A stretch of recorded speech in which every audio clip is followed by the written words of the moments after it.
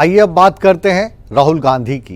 राहुल गांधी जब तमिलनाडु के नीलगिरी में पहुंचे तो उनके हेलीकॉप्टर की तलाशी ली गई। दरअसल राहुल गांधी अपनी लोकसभा क्षेत्र केरल के वायनाड में चुनाव प्रचार करने जा रहे थे। इस दौरान जब उनका हेलीकॉप्टर लैंड किया तो वहां पर उस वक्त तुरंत चुनाव आयोग के अधिकारी आ गए और उनके हेलीकॉप्टर की तलाशी ली गई। हालांकि आयोग के अधिकारियों ने अभी ये नहीं बताया कि उनकी जो तलाशी ली गई उसके पीछे क्या कोई शिकायत मिली थी या एक रैंडम प्रैक्टिस के तौर पर इसको किया गया। इस तलाशी के बाद कांग्रेस काफ़ी बौखलाई हुई है। उन्होंने चुनाव आयोग से मांग की है कि जितने भी नेताओं के, जितने भी दलों के हेलीकॉप्टर उतर रहे हैं, लैंड कर रहे हैं, उन सभी हेलीकॉप्टर्स की भी तलाशी उसी तरीके से ली जानी चाहिए जैसे उनके नेता राहुल गांधी के हेलीकॉप्टर की ली गई।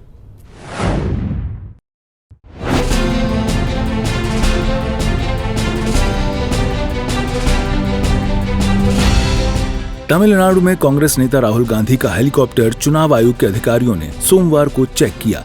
राहुल गांधी का हेलीकॉप्टर आयोग के फ्लाइंग स्क्वाड के अधिकारियों ने राज्य के नीलगिरी में चेक किया है।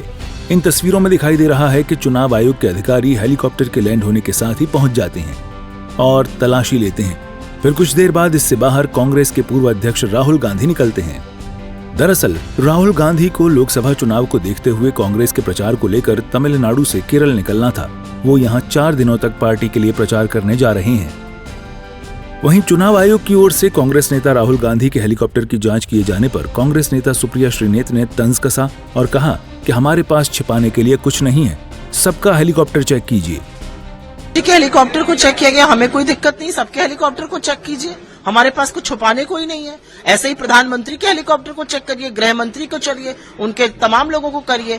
एक लेवल प्लेइंग फील्ड होनी चाहिए। निष्पक्ष संस्था है इलेक्शन कमीशन, उसके अधीन इस समय कानून व्यवस्था है। बिल्कुल चेक कीजिए, सबको चेक कीजिए। इस बात का भी तो जवाब मिलना चाहिए। सोशल मीडिया पे मुझे याद है कुछ महीने पहले मोदी जी कहीं गए थे, चुनाव के दौरान बड़े बड़े काले बैग निकल रहे थे, वो किसके थे?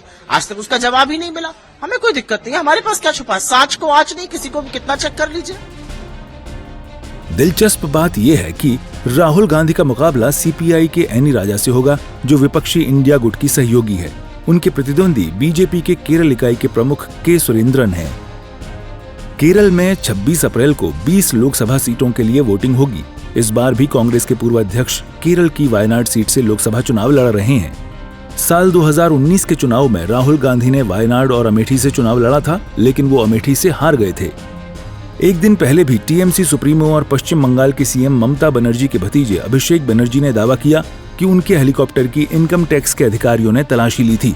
इतना ही नहीं, तलाशी के दौरान अभिषेक बनर्जी के सुरक्षा गार्डों से नोकझोंक भी हुई।